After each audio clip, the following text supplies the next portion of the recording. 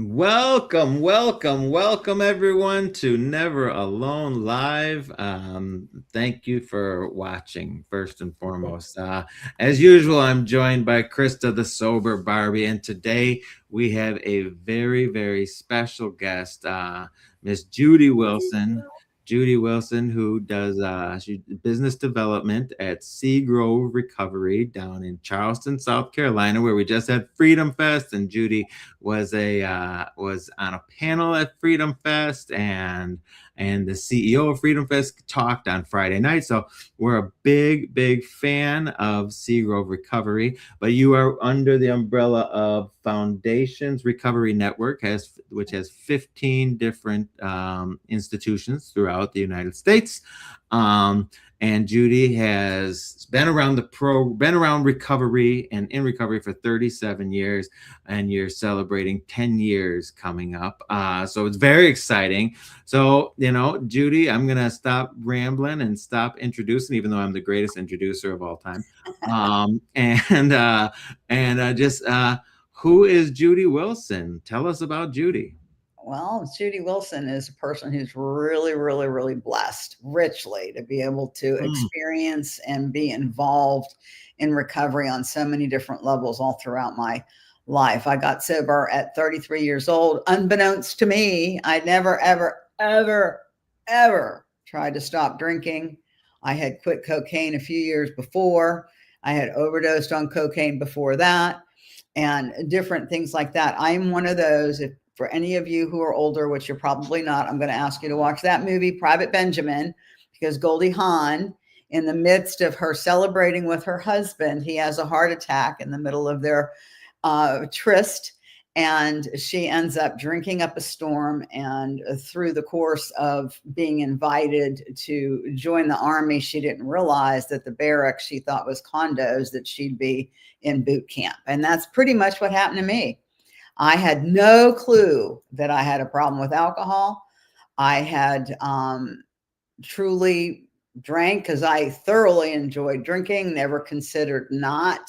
I worked on Wall Street, and then later on, as I was just getting into the mortgage business, I was now married, and it was not a good marriage. It was a stupid marriage. It was one of those where I didn't think anything of I thought there was something wrong with me, that I didn't love him, because all of the right things were there, right? And so I got into a marriage, and about a year and a half later, this man, I had never been touched in my whole life, but he beat me to a pulp, fracturing my skull, bruising my inner and outer. In other words, I was in the hospital for 2.5 weeks. But this was critical because I was one of those girls that really something like that wouldn't have happened to. You know what I mean? Even though I had, through the course of my drinking and drugging career, I guess I should back up a little bit. Maybe that'll help. I was raised in a family. We were not alcoholic home. It was one of those, dad went out and provided and protected the family. Mom raised the 4 kids. I'm one of 4. From the eldest to the youngest is 3.5 years. So when I was 16 or 18 years old and my dad lit my cigarette and gave me a glass of champagne, he explained to me that he and mom found something they were good at. So they had 4 kids in 3.5 years. We never had any trouble at all, really, living in Weirton, West Virginia, until we moved to California. And when we moved to California, I was like in the 4th grade. By the 7th grade, I was so exposed to drugs. It was unbelievable. My 8th grade friend ended up pregnant. There was so much going on. It was the end of the Haight-Ashbury era. It was right outside of San Francisco and San Mateo. And in that exposure, I honestly feel like the 4 of us caught this illness, whatever it is. And I do believe that alcoholism itself is an illness, and it can also be a huge blessing, because once you get what it is, it's tragic up until then. But once you get what it is, there's really solutions, and there's real hope, real help, real recovery, and the life that truly, I hear beyond your wildest imagination. I never had dreams or anything like that of what I wanted to do, but I can tell you that recovery is connection in so many ways to self, God, and others, that there's absolutely nothing like it. But up until then, it's tragic, it's scary, it's awful. I've lost both of my brothers to this disease, recently lost a niece. and a grandnephew. I mean, just so much, so much, so much. And I'm going around a lot, but I didn't even, I tried drugs in 7th grade. They moved us back to West Virginia. I wasn't happy about that. Ended up finding those spots through high school, even like, drinking and driving and drinking and driving and drinking and drinking and things like that. And just partying. But, and I would try this drug or I would try that, like a little mescaline, orange, whatever it was. I forgot what it was. Orange something, whatever. Like fear and loathing. Huh? Like fear and loathing. Yeah. Window pane, while you're working, stuff like that. But I wouldn't do drugs all the time. It would be periodic. And I didn't drink all the time. It would be periodic. But even my very first drinking episode happened when I was about 15, working in a restaurant, got in the back of a car with, I was the butter girl, went around and gave the butter to the tables, and he was whatever. And we started drinking this tequila and shots, and it was a nightmare. It was a mess. I fell into the black mud in Weirton, West Virginia, but I got home. But anyways, long story is periodically I would drink. And when I did it to excess. And then in college, I went to school at 17, went to Florida State. And my first year there, I was 18 now. I was with a guy that was, in minimum security prison. He would get out early and take me to school. And he just really fell in love with me and all these wonderful things. And he was about a week away from getting out of prison. We went to go see his mom and dad, and we shared a room, caught a fire. He died in the fire. And it was one of those things where I heard this man die. It was awful. It was tragic. I got the other couple out, which was his brother and girlfriend. And it was the most horrific thing. But I ended up going back to Pittsburgh, where my family was, being in my sister's wedding the following week, and really back to school, never dealing with that at all. And it was within a couple of years of being in school, I was working 5 jobs going to school, and decided that I would just go move to California with a friend. And when I was successful, I'd call my parents and let them know where I was. But that's how naive I was. I was probably 20 years old, 19, 20 years old.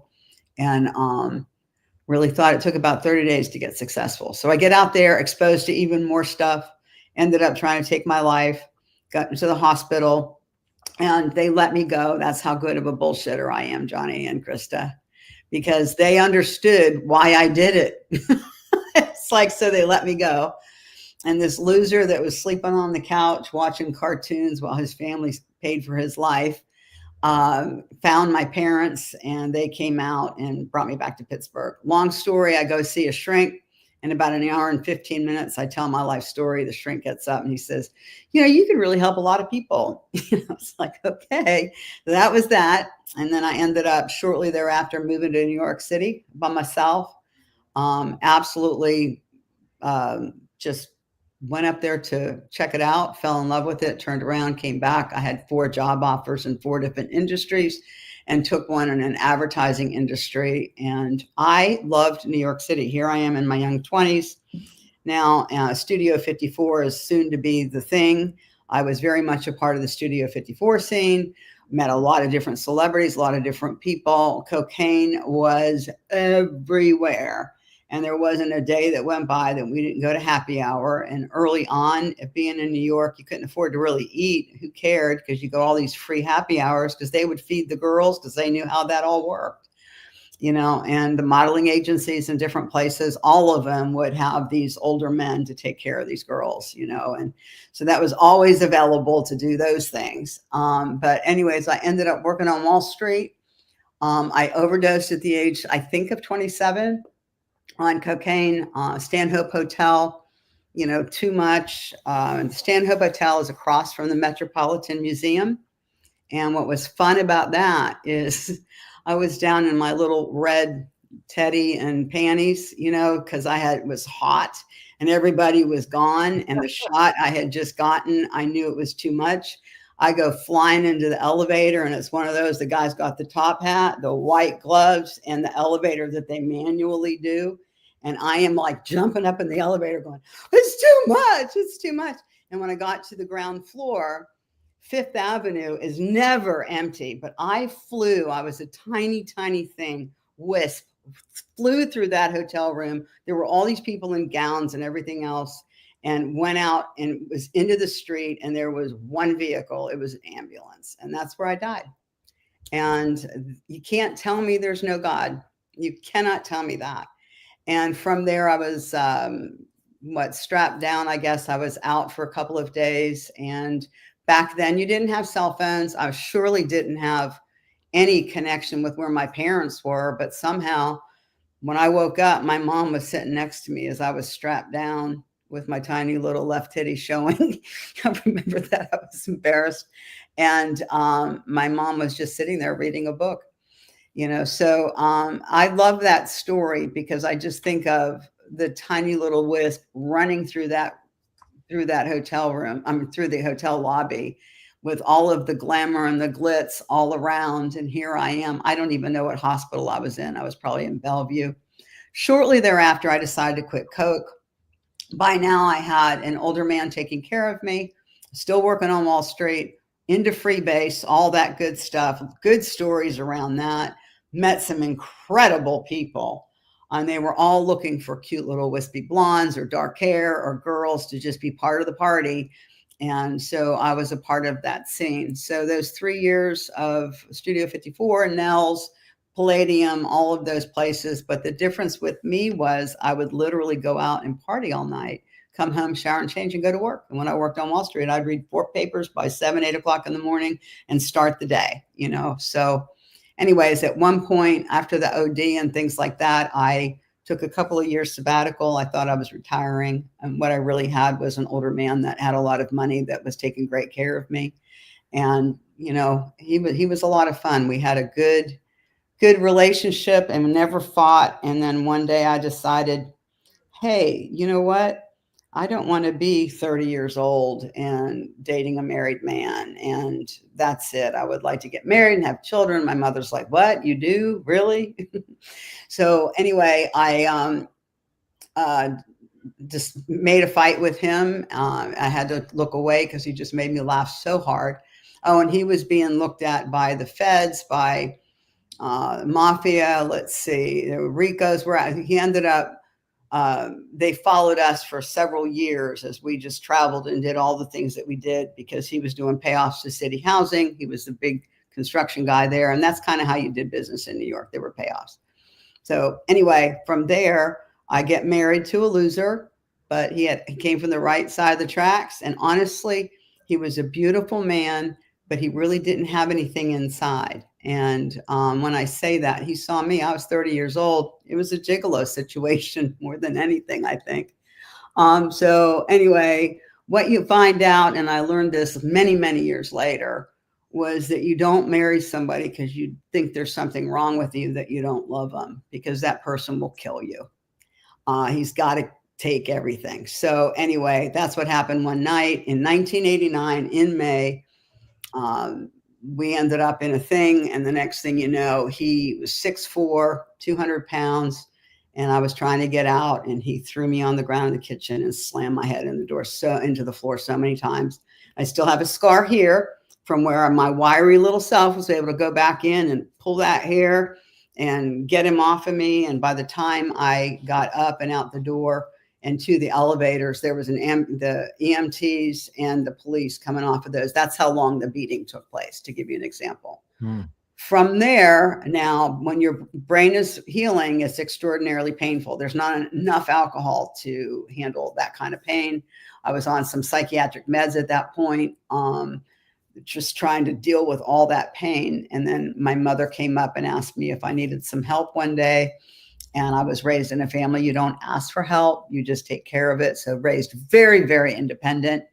And from there, she whisked me away here to Charleston, South Carolina, where she put me in a little plantation, much like what Goldie Hawn had. I saw the pictures with the pool. It was a beautiful manor house. It was like Terra, all of that. And then they had these different buildings. And one of them was a the detox building, and that's where they had like 8 females, 8 males for detox. Outside of it was a couple of trees and a couple benches. And over to the left was this building for psychotics. That's people out of touch with reality. I wanted in that. I had no idea I was going to treatment. So when they say you have to have a desire to stop drinking, not true. I had no desire to stop drinking. And if I'd known I was going, I don't know that I would have gone. A. B. I would have drank a hell of a lot more on the plane. There would have been no more. No, I never had so little on a plane in my life as I was unknowingly going to treatment. Up until then, I mean, I was flying planes. I was doing all kinds of shit. I was traveling. I was really limoing it up and things like that. So, I mean, I really had quite the life for a while there. But anyways, lots of great stories. And I'm telling you, I met some amazing people. But anyway, okay, Judy, I have some questions. Hang on. Yes. I got to stop you for a second. First off, I've got a buddy. This is so good. I'm telling you, I am so engaged. And, there's, you hear leads all the time, right? And we're told, don't compare yourself to someone else's story. We're supposed to relate. But I've got my Mark Lemus is in the comments right now. He's a dear friend of mine. And he has already sent me a text with a picture of him in a red teddy and red panties. So I'll send that to you later. I love it. And so he definitely related to your story so far. Are they from Bergdorf Goodman? That's what I want to know. And he's in here he's in the comments talking trash about me right now. You'll love him. And he says, wait, it's me, a woman version. You're gonna love Mark. I'm gonna introduce you to him one of these days. But we've got all sorts of people in the comments. I want to shout out real quick. Vincent DiCarlo, he's a good friend of ours from Kansas City, and Danny Dodd, and where is she? Karina Marie said, I'm 51 days sober from cocaine. Just received custody of my son back, trying to get my grandchildren back, trying to regain my life and go hard on my recovery. Karina, we're so proud of you and we love you, and you're never alone, never again. And Hiraman, Hiraman, today, 400 days sober. Hiraman is here listening to your story with 400 days story. We've got Erica Davenport. We love Erica. And we've got, and Jolene's in here. You know Jolene. Jolene says, I love Judy. Okay, now back to the story. I have one big question. Now we got to talk about Studio 54 for a second. Because who was the most famous person you did cocaine with?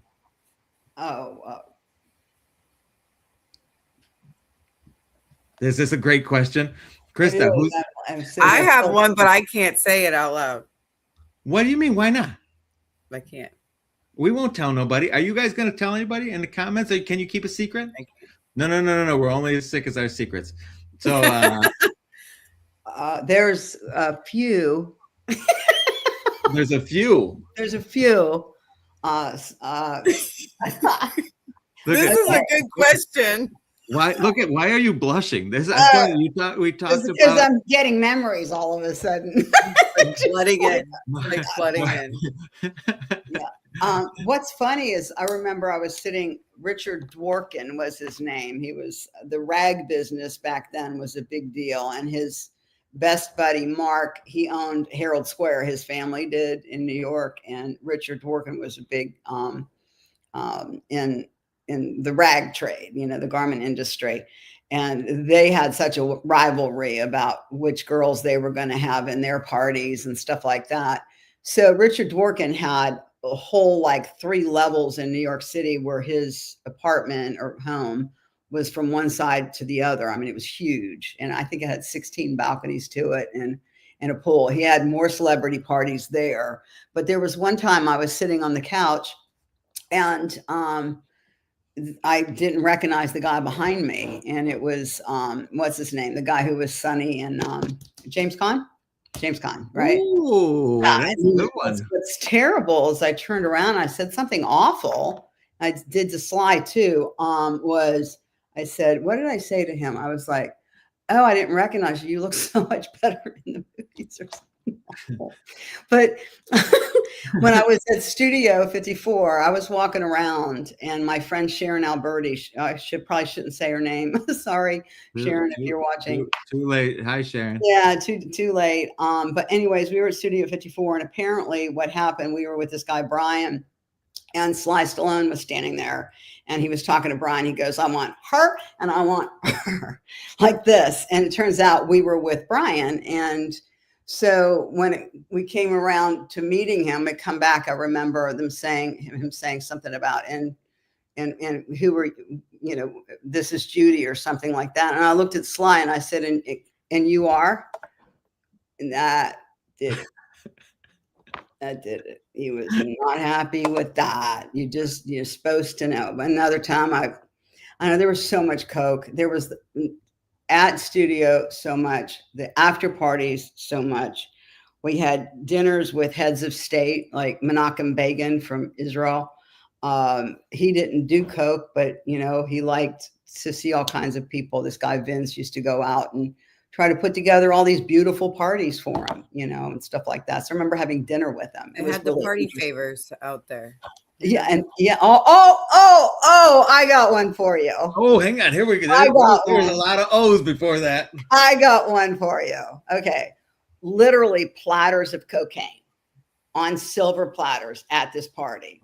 And I don't remember whose it was, but there was a lot of coke.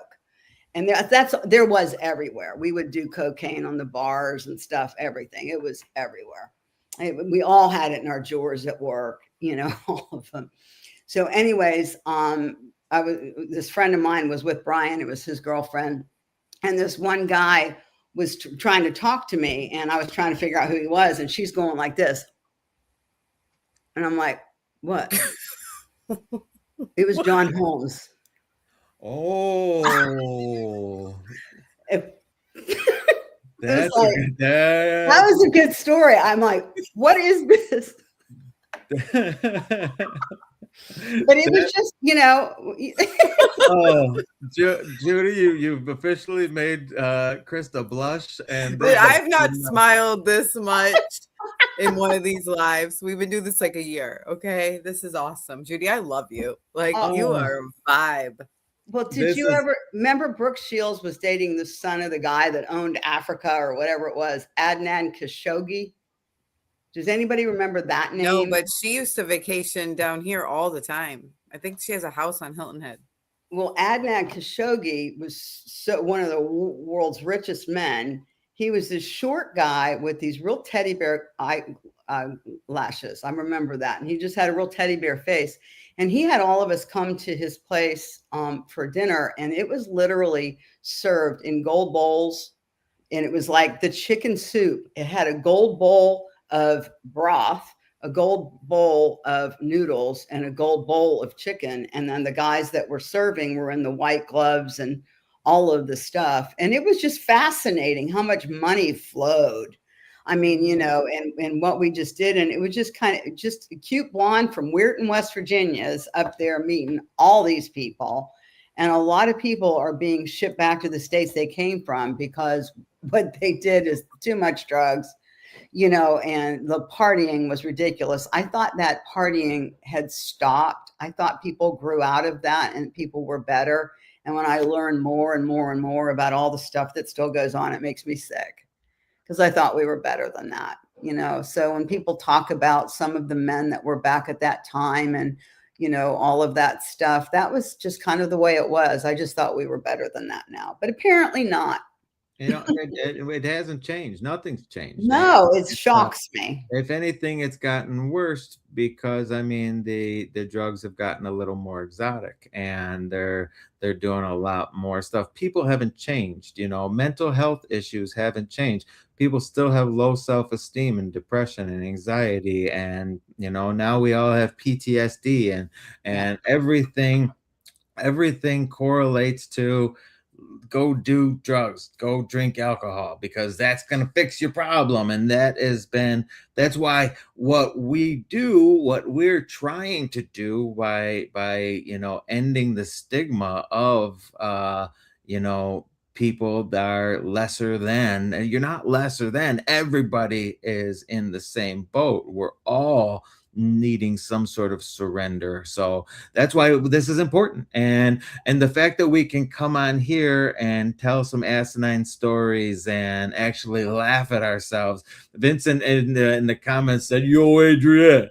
And you know, And I like Sly, by the way. He's a really good guy. and this, and in a normal people situation, you'd say, "Oh, well, I was in Studio 54 and doing cocaine and saw Sylvester Stallone," and they'd be like, "Oh my god, oh my god," But we, not us, not us. We're gonna laugh about it because we're all in the same boat.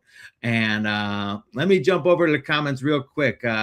Johnny Mac, good afternoon. And Marisol Beatty has day one clean today. Day one, Whoa. baby. Day one. Welcome.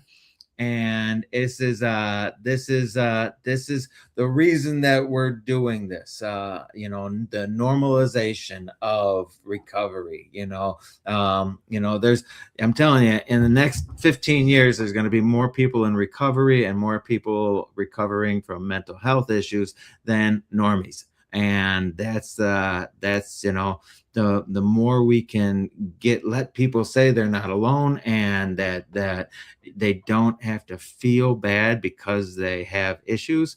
That's the beauty of this. Yeah. Yeah. And there's such a transformation from what was into what becomes. And that journey is not to be missed. What's out there now, it's killing more people than anything. And now a relapse can very easily be a death. There's so much stuff in things. Back then, I mean, when we freebased, we cooked into pure Coke, right? So the crack had all the stuff in it. You didn't do crack, you did freebase. There is a difference, but it was also a lot more expensive.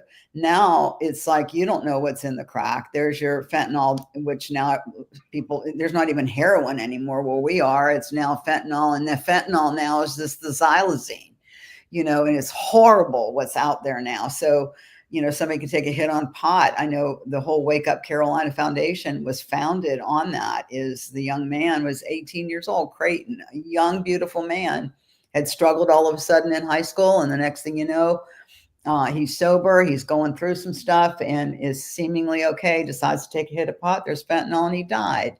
And there's a whole foundation in his name. And because of his mom taking all of that pain and suffering and developing a program, Wake Up Care, she has woken up Carolina to addiction and helped with crossing over with the police, with EMTs, with the treatment centers, with employers, with all of the different things so that we can all begin to understand. People don't know what a substance use disorder is or addiction and things like that. People don't understand it. And I'll tell you honestly, those of us who have it get it. And somebody else who doesn't, just like my mom was diabetic with the fourth child, adult onset juvenile diabetic 1.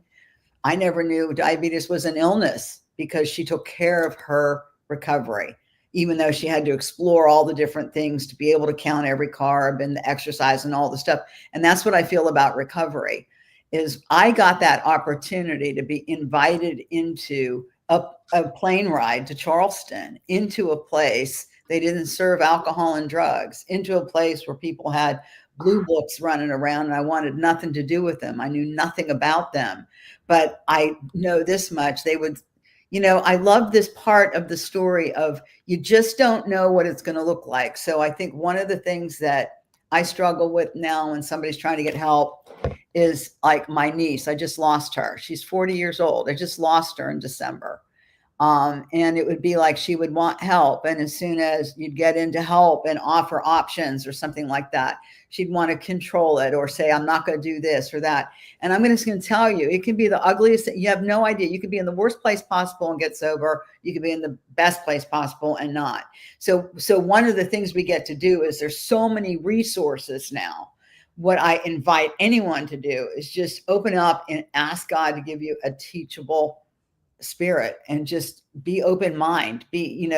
What happened to me, it's not like we just become open minded. What happened to me or for me was I believe that deep in those nights when I would write on my marble floors and the letters and just all pouring out all those tears and the pain and the heartache and the things, some of it because life happened, some of it because of what I was doing, I allowed myself to be in a position of being raped, things being hurt or losing the love of my life, just different things. So as a result of using alcohol and drugs as my solution to things. That's what I did. I mean, I didn't know it at the time. I didn't know any of those things. But from that, there's traumas created. There's things that happen. And there's a lot of shame and things like that too, which I didn't feel at first. I didn't feel it at all. As a matter of fact, all this stuff that you guys just heard, I didn't see anything wrong with my life. I didn't see anything wrong with what I was doing. And then my mom said, you need some help. Things weren't working. These brain things, every time a bruise heals in your brain, it is excruciating pain. And, I couldn't handle alcohol anymore. Plus, I couldn't tell the truth of having been beaten up the way I was. I couldn't fathom it. Something happened inside of me that went so deep that it took me years to even be able to look at the curb. I was below a curb licker inside, but people didn't see that about me because I have a strong exterior. People think I have my shit together till they get to know me. Right? Anyways, but what happened to me was I'm in treatment and they didn't serve it and they didn't give those things. And I got to go and sit out and smoke cigarettes and laugh with some people while the nurses lied to me saying, hey, your crime victim's bus will be along shortly. There was no bus ever coming. The reason I say is don't judge what's around you, because those nurses knew to lie to me, to tell me about a bus that was never coming. They would say, oh, blue attire, would you mind going to this class? It would be a group. Well, you just missed it.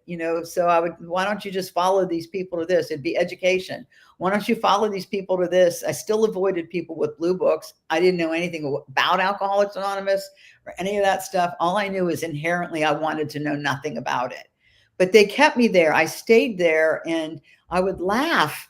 And there's a thing that I learned later, many months later. It was the final thing for me in the exploration of what does alcohol and drugs do for me? And what is my relationship with those things? I didn't understand any of that. All I know is that the third day I was sitting in a room with this guy, Philip Rowland, who was teaching it. And we were there as a group and they had the steps on the wall and it was the conscious contact with God, that conscious contact. I had been trying to get high enough to get to God without knowing that. I was trying to get to that nirvana, that spiritual awakening.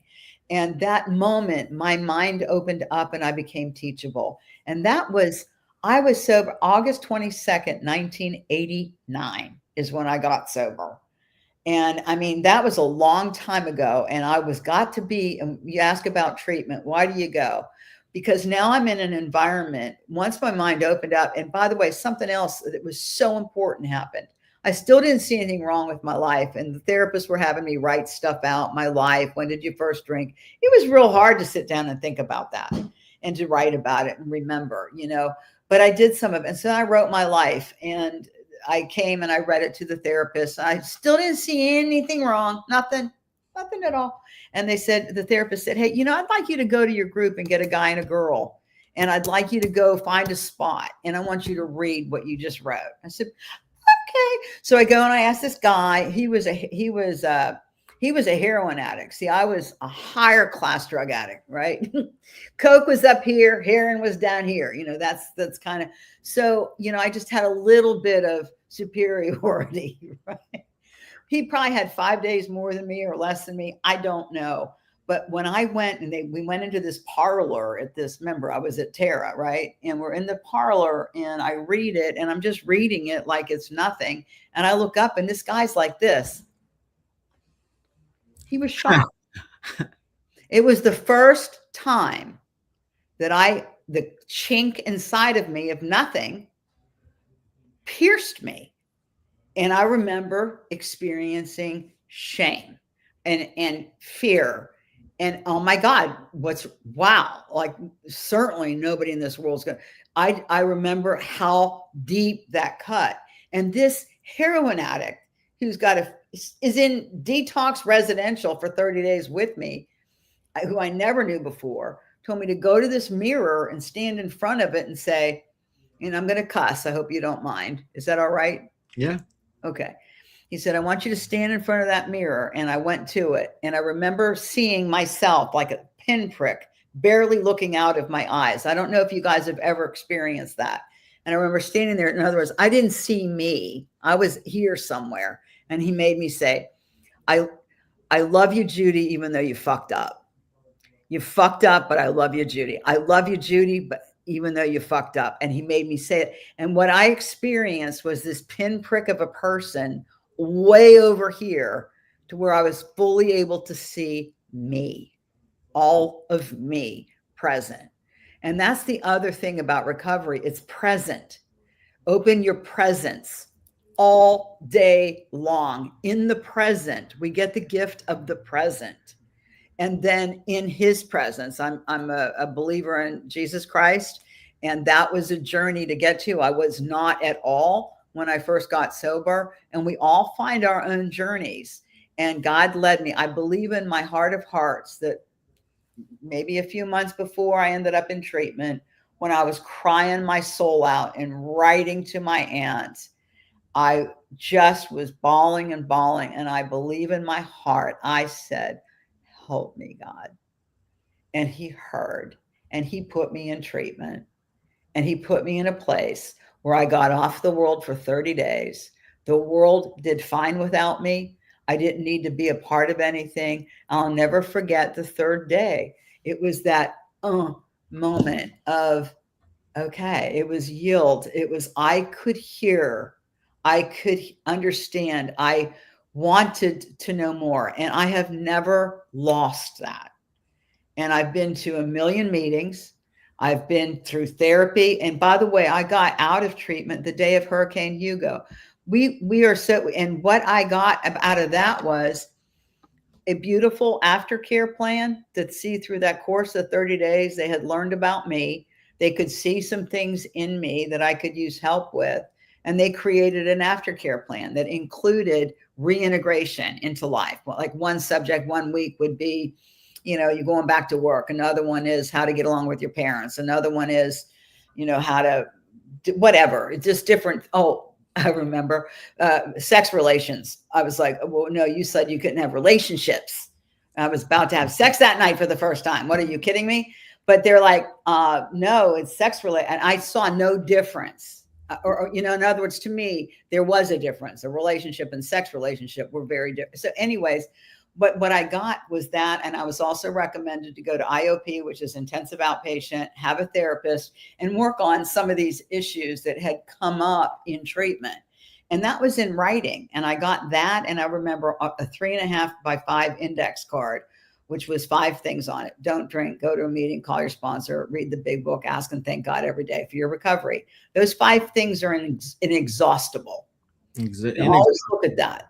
Hey, Judy, I want to back up for a second because I think there you touched on a subject, and you know, I think it's something that a lot of people can relate to, and it's the premise that alcoholism and drug addiction is the only disease, because it's what it is. It's a disease that will lie to you and tell you that you're doing okay. And like if you get cancer, you know, most likely you're having some sort of physical ailments that, you know, make you feel bad, that makes you go to the doctor that says you have cancer. If you have any other disease, you know, there's usually something that says I feel bad. Whereas alcoholism and drug addiction, it tells me, I mean, I had gotten my car repoed. I was living in my mom's basement. I had lost the good job. I had nothing going on. The only job I could hold was at a kitchen, and I smelled like a deep fryer all day, every day. And I thought I was doing great. I had a pocket full of dope and people to buy me booze when I needed it, and that was all I needed. You know, pocket full of dope. All of a sudden, you're ladies' man. Hey, you know, it was. I thought everything was great. When, you know, looking back and hindsight being 2020 and seeing it through different eyes, like, man, I did not like who I was. And that low self-esteem that those feelings of uselessness, because I knew I was useless, but I still thought I was doing great. And I wonder who else in the comments actually thought that they were doing great, even though they were down on in their worst. Krista, go ahead. I know you know what I'm talking about here. First off, I feel like Judy and I are the same person. Like I was that person in treatment. Like I thought I wasn't like them. I was, and I was just literally just trying to be like everybody else. Everyone else wasn't in rehab, but they sent me there. But I was just trying to keep up with everyone else. It did something different to me. It was literally an allergy, and I would break out in bad choices and burnt bridges and felonies. But I always thought I was doing the next, like I just thought I was normal, and people tried to tell me I had a problem. Like, no, I'm doing what you're doing. Why aren't you being told that you have a problem? So it was really just trying to be like everyone else. And I'm not. So. And that's that thing, like what John was saying, is like, you have this thing that'll tell you don't have something. It's like, but if you had diabetes, you'd know it, depending though on what level of diabetes. When do you know you're an alcoholic? To me, it's you won't know while you're drinking or drugging. And I do believe alcoholism encompasses drugs and alcohol for me. That's my experience. And, I won't know that until I explore it sober. I've got to not have it in me. Now I can start to understand and learn and create places or follow, meet people and listen and learn and grow up and all the things. It wasn't until about 7 or 8 months in that in my bones, I knew I was an alcoholic. But you see, by then I was fine with it. It's okay. And the other thing, the last thing, when you said about laughing, John, earlier, it was like, I remember sitting in a meeting and somebody was telling a harrowing story and I remember almost like an out of body experience where it was like, that's really tragic. And here we're rolling on our asses, laughing. Mm-hmm. And it's like, that was the final thing that said, you are alcoholic. And then I rejected the idea that we think differently for many, many years, and that there's some glorified thing about being a normie, whatever all that means. I have a physical allergy. If I take alcohol, my body does not process it the way a person who doesn't have alcoholism. So what happened, I don't know if it's acetone. I used to know the answer to this, but it's like physically craving that will require more alcohol to get that. I don't even have any say in it. Right. And then mentally, I mean, like I didn't go to any places where alcohol wasn't served. I mean, why would I go there? It doesn't make sense. I want to jump into the comments because I asked the questions and people gave some answers. Kelly Cordell, everyone I was hanging with was doing the same stuff. So I felt like it was normal until the legal stuff. That, livers, lawyers, and lovers. Those are the game changers, right? Our friend Holly is one of the greats. Judy, you would love Holly so much. She is unhinged all the time. She says, I thought I was untouchable, but learned the hard way. All that matters now is I'm on the recovery road. And she just had a 9 months sober 2 days ago, or 7 months sober 2 days ago. And we love Holly. And then Jamie White, I thought that if I did all the man things, or the mom things. I'm sorry, my eyes are bad. If I did all the mom things, I was fine. I was almost a case of beer a day at one point because I was an antidepressant. I had conversations I never remember having. Then I knew I had a real problem. Look at, there's just so many stories, so many people can relate to what we're talking about and this is the part that needs to be normalized. And we've all gone through it, and it is a disease. But there is a solution, and that's the key. I want to switch subjects altogether because we've been on here for a while, and I want to talk about how you got into working in the recovery field. You are a jack of all trades, Judy Wilson. and now you do business development for Seagrove Recovery. And you brought Krista and I there, and we toured the facility, and it is beautiful. If I'm ever, I think I might go now, even with 22 years sober, because it looked like a fancy place. But tell us That's what I said. You took my words. No, I did nothing of the sort. I've never stolen a joke in my life, and I'll deny it all. But what got you into the recovery field, and what exactly does the business developer at Seagrove do? Okay, business development. When I look back at my whole life, in a way, that's what I've always been doing. So to me, it's a natural thing. To me, business development is learning things, sharing that information, understanding what somebody's seeking, and never selling a damn thing. Okay, ever.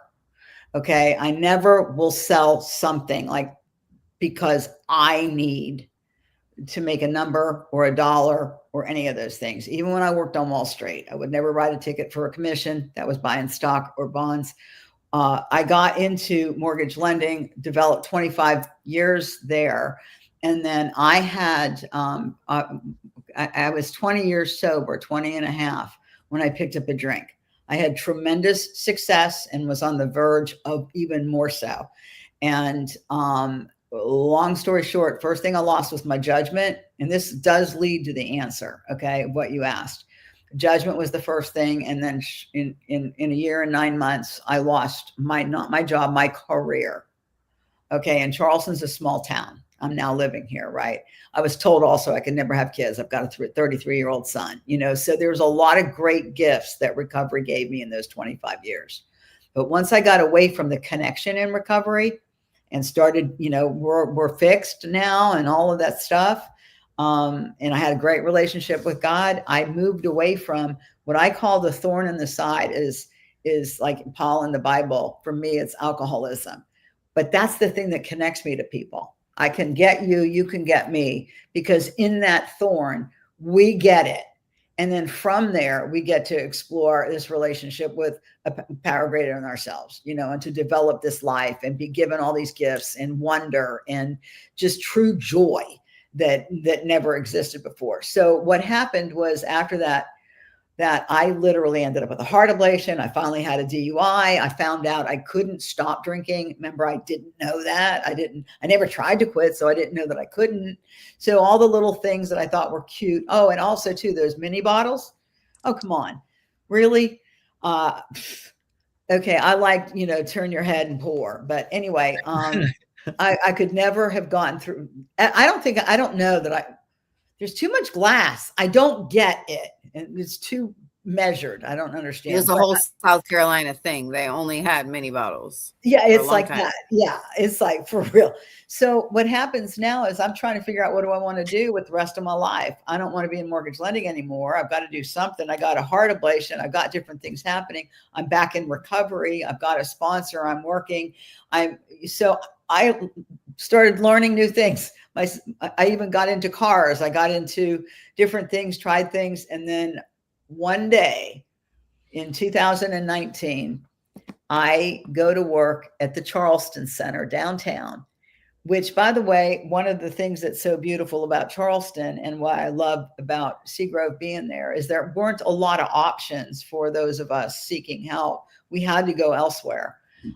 So there wasn't a lot of recovery. That's changed. The Alcoholics Anonymous and all of the recovery here, CA, NA, all of them, there is so much recovery here in the recovery community that people can have vibrant, lively, really gifted. And I'm talking about all professions, from homeless to pilots to everything in between, judges, all of it in recovery. And we see us coming and going everywhere we go. And that's what's happening in communities around the country, around the world that you were talking about, John. That's happening. There's recovery communities. We get it. And then we get to move on from it, because it's not about the drug and the alcohol. That's a long gone, right? That's over here. It's there if we don't take care of our recovery. Just like my mother would end up in a diabetic coma if she didn't take care of her diabetes, So what happened was I go, and this job was $13 an hour. Charleston Center is state, county, Big deal, 39 services. I got to be a certified peer support specialist. And by the way, 9% of that income had to go to the state retirement system for 2.4% return on investment, numbers guy, right? Ah, And I was never so happy in a job. It was like I got to be in admissions. We got to go to the fourth floor detox people when they were freaking out. Susan's no longer with us. She was a former heroin addict. We had the MAT going on. So we got to go talk to the people that just wanted to do the meds and get involved with them and try to help them come into the recovery community. Then we got involved with Wake Up Carolina and the police and Department of Mental Health that had like a war room going on of resources. So I got to go in ride-alongs after the OD and talk to the person and see if I got to do so much for $13 an hour. I mean, it was the most beautiful thing. I absolutely loved it. And from there, I mean, I'm telling you, I got to do everything. I got to go before city council. I got to do things that mattered to me, that mattered, that I understood, and where I was able to connect with people in ways and to develop those things inside of me that just were bursting forth. They really were. So after a year, that was in 19, I was invited to become admissions counselor for Lion Rock Recovery, which was one of the most fabulous treatment programs in the United States. It was in all 50 states. It was virtual IOP, intensive outpatient. And so you'd have your 3-hour groups, individual sessions, and then the step downs. So many, they had 75 groups a week, able to be all time zones. I had international clients. So what happened one week after I sat down at my desk, March 16th, 2020, COVID, the world shut down. I have a different experience about COVID when people talk about how bad it was. I got to be there when the guy was front of line in Minnesota. One of the SWAT guys had to go home because he had been a former, sniper in the military. And he was so used to being front lines, and he was diagnosed with COVID and had to go home and sit this one out.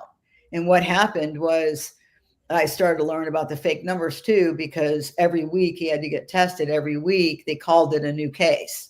Okay. And then his wife was a probable. So now whatever, what do you think he was doing? He wasn't allowed to work. He's sitting it out. All this world's burning down. He's drinking like a crazy. I got to answer the call and talk and listen and connect. Somebody wants to kill themselves. I got to answer the call. Somebody is afraid. They've been drinking now. They had been sober before. They can't find a meeting. They can't do the Zoom yet. Somebody else has never been sober. How do I get to a Zoom? What do I do? I'm down here in this neighborhood. That meeting's no longer there. What do I do? All the people that I got to talk to and answer calls to. And we had all 50 states, including international. It was the most spectacular position to be in. And I could not get enough of it. There was a team. And also, too, the way they treated the employees internally, the guys, Peter Loeb and Ian Crabb, started that with their daughter, who was a heroin addict, and just losing a sister, all the things of creating a virtual treatment program that really affected it changed lives. Stay-at-home moms, pilots, people, longshoremen, they were able to get that help because there were no barriers anymore, right? There was no walls. Yeah, and addiction was at its height too during COVID. My husband had relapsed right during COVID, and that's powerful. Yeah. And then it got bought by a corporation and they sucked the life out of it. And that's what I mean about what do they do with treatment centers wrong? They don't. That's all you could do was virtual outpatient, really. But they tested in it, But the idea, people would think that virtual was almost treatment. It was real treatment. It was in your home where you were using, and now you had created a place of recovery. It was phenomenal. Yeah. Then it got bought out by what? A large mental health corporation that's about money, but big pharma. There I go. And what it is let's get a diagnosis and a pill and bam. And that is my resentment. Okay. That is what I think we miss. I think, yes, we have mental health. We have all that. Substance use is messy. You can't put your finger on it. There's too many things. There's tentacles and things like that. The only thing that I can do about my recovery is learn about it, understand it, spend time in it, give, listen, talk, share, work, write, pray, all those things. And you still can't, in a nutshell, sure, it's a physicality and mental obsession. I believe some of us are born with it. I do believe in family, whatever. I don't know. I think that there's different things, just like diabetes. Sometimes somebody can eat enough cupcakes to get themselves into a sugar problem. Sometimes it's that they don't produce glucose, like whatever level. Same thing with alcoholism. Not everybody that goes into a program is an alcoholic. Okay. But they get to explore it. The stigma shit makes me sick. Yeah. Well, recovery for everyone. Everyone can benefit from recovery, you know. We're gonna need a part 2 with Judy. We really are. I was just thinking that. And this Judy, is probably I say this every week, but this is the most interesting one we've had.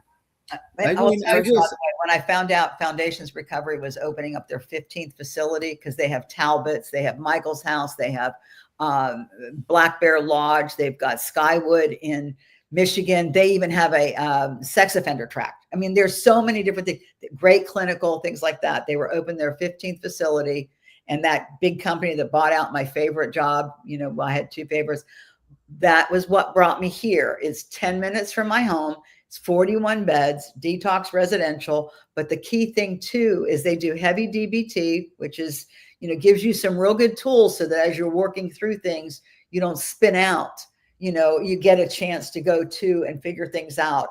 But then the biggest thing to me was, what's next? Are you going to give somebody an aftercare plan?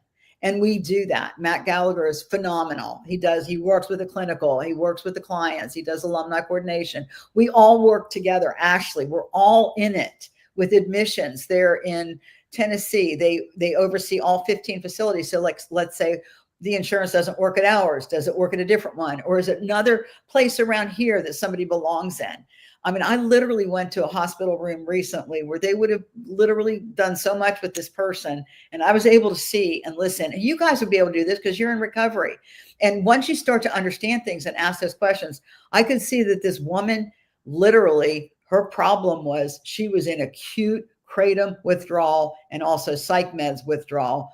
And she was not suicidal. She was coherent. She was on the other side. And the thing that really throws people is in a few days, we look pretty good.